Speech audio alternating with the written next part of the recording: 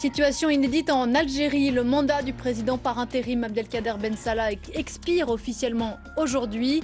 Selon la loi, il a 3 mois pour organiser une élection présidentielle. Rien de rassurant pour les semaines à venir selon l'opposition. Nous irons à Alger dans un instant. Nous sommes le 9 juillet. L'Algérie entre aujourd'hui dans une situation inédite d'un point de vue constitutionnel.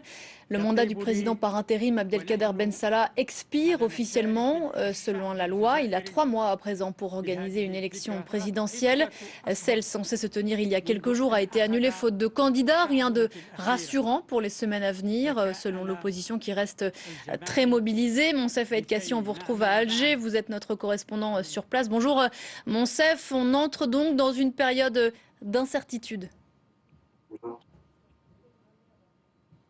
Oui, en effet, puisque l'intérim à la tête de l'État assuré par Abdelkader Ben Salah depuis le 10 avril dernier atteint ce mardi à minuit précisément le délai constitutionnel de son expiration, et l'Algérie, vous venez de le rappeler, pourrait se retrouver dans une situation pour le moins inédite. Jusque-là, l'exercice de la fonction de président par intérim pour une durée de 90 jours en remplacement du président déclaré inapte était, on va dire, bien protégé par l'article 102 de la Constitution algérienne. Durant ces 3 mois, une élection présidentielle était censée être organisée, mais elle a été annulée. Résultat, 3 mois après, eh bien, l'Algérie est sans président de la République et Abdelkader Ben Salah ne peut plus se prévaloir constitutionnellement, du moins, de la qualité de chef de l'État. On peut donc s'attendre à ce qu'une illégalité totale soit dénoncée. Or, je rappelle que le Conseil constitutionnel a déjà pris les devants depuis plus d'un mois, on va dire, en annonçant via un communiqué qu'il prolonge de facto l'intérim de l'actuel chef de l'État jusqu'à la tenue de l'élection présidentielle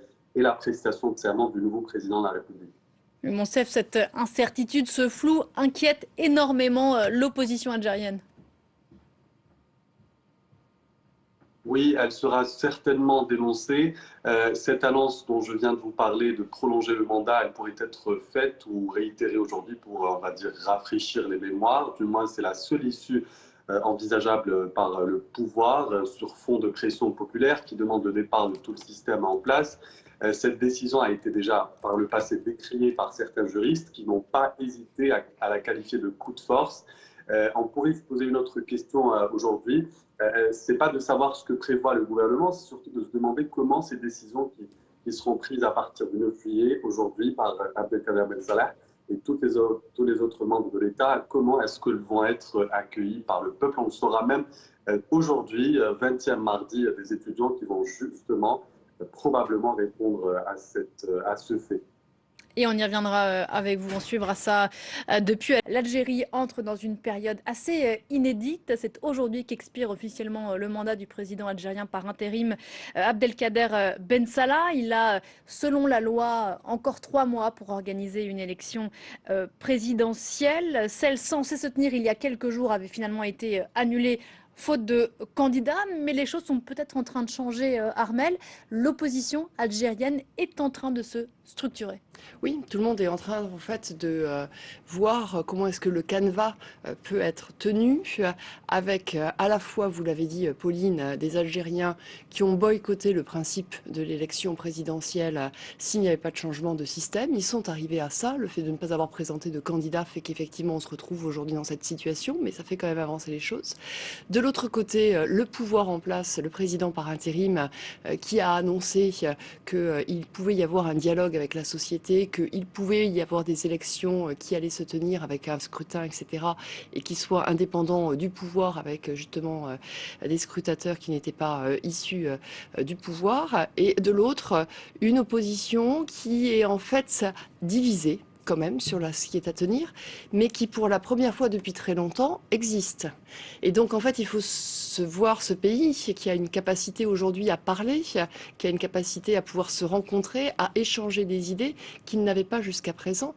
Donc il y a eu effectivement un forum du dialogue national, c'était samedi dernier, où il y avait presque 80 personnalités qui étaient là. Alors on voyait aussi bien des gens du politique, que l'on voyait des gens des syndicats, que l'on voyait des universitaires, que l'on voyait des gens de la société civile, Et tout le monde venait parler en ayant des fois des mêmes envies, en ayant des fois des choses contradictoires, en ayant des fois de l'ambition politique. Enfin, ça, après, c'était à chacun. Et en fait, le message qu'ils ont transmis jusqu'à présent, c'est qu'ils étaient favorables au fait qu'il fallait que le Premier ministre démissionne et surtout à la libération des prisonniers qu'ils appellent les prisonniers politiques qui ont été emprisonnés pendant les manifestations. Ça fait partie effectivement de ce canevas dont je vous parlais qui est en train de se mettre en place aujourd'hui en Algérie. Et en filigrane, Armel, une crainte, celle que le pouvoir réprime plus violemment que ce qu'il n'a fait jusqu'à présent la contestation. Oui, on voit aussi effectivement que le pouvoir aujourd'hui, il n'a pas énormément de cartes à jouer parce que sinon les cartes elles seraient sur la table et on les aurait vues. Alors le général Gaïd Salah a la volonté au départ de rester dans le cadre constitutionnel. C'est pour ça que après la démission du président Bouteflika, il y a eu le président Ben Salah qui est arrivé par intérim, cette recherche des élections. Mais là, aujourd'hui, il n'est plus dans ce jeu-là. On voit qu'il y a une répression un peu plus importante au niveau des manifestations. On en avait parlé toutes les deux, mi-juin, et la contestation, quand il y avait le drapeau berbère qui était ressorti, qui était interdit. On a vu que les manifestants ont fait bloc, mais il y a eu des arrestations à cause de ça, au nom de l'unité nationale. Quelques slogans aussi anti-système, donc on sent qu'il y a une crispation. Alors d'un côté, il y a justement le parti socialiste des travailleurs qui dit « Attention, on est en train de monter un réseau parce que justement on veut suivre précisément quelles sont ces arrestations parce qu'on a un peu peur ». Donc ça c'est un peu un dialogue politique. Mais de l'autre côté, le général Gaïd Salah, il dit « Moi, j'ai aussi un regard parce que nous avons eu ces années de terrorisme qu'on a eues. On a toujours cette hantise des islamistes qui reviennent. On a une hantise de savoir qui agite les manifestants derrière. Et c'est pour ça que quelque part, le pouvoir fort est toujours là. » Donc vous voyez, vous avez les deux poids, deux mesures des deux côtés. Et face à cela, Armel, les Algériens ne sont pas forcément enclins à ce que se tienne un scrutin, surtout présidentiel, dans une forme qui pourrait être de la précipitation? Non, en fait, il y a une espèce de joie en ce moment en Algérie. C'est vrai que c'est ça qui est surprenant quand on regarde ce pays, quand on regarde ces images. On a beaucoup parlé du côté très pacifique des manifestants jusqu'à présent. Il y a aussi encore la joie de vouloir croire en quelque chose. Et effectivement, la jeunesse dit finalement, vous ne nous regardez pas assez, on n'est pas assez présent. Quand il y a eu le forum justement du dialogue national dont je vous parlais samedi, on n'était pas assez là. Et effectivement, il y a un peu un camp qui dit il faut des élections pour une vision politique du pays, mais nous on a envie de croire en autre chose, on a envie de bâtir autre chose avec l'Algérie, on a envie d'être dans un pays qui ne pouvait plus parler depuis des années, qui ne pouvait plus communiquer politiquement, qui avait connu la décolonisation et qui ne s'était pas encore restructuré avec son identité, et cette envie-là, on la sent encore très présente chez les uns et chez les autres. Alors évidemment, il faut regarder tout ça avec à la fois l'enthousiasme d'un pays, les difficultés concrètes à mettre en place, et le fait qu'un pays comme l'Algérie, c'est aussi un pays qui peut être facilement déstabilisé par d'autres pays à côté, qui aussi ont intérêt à faire trébucher le premier pays africain en fait.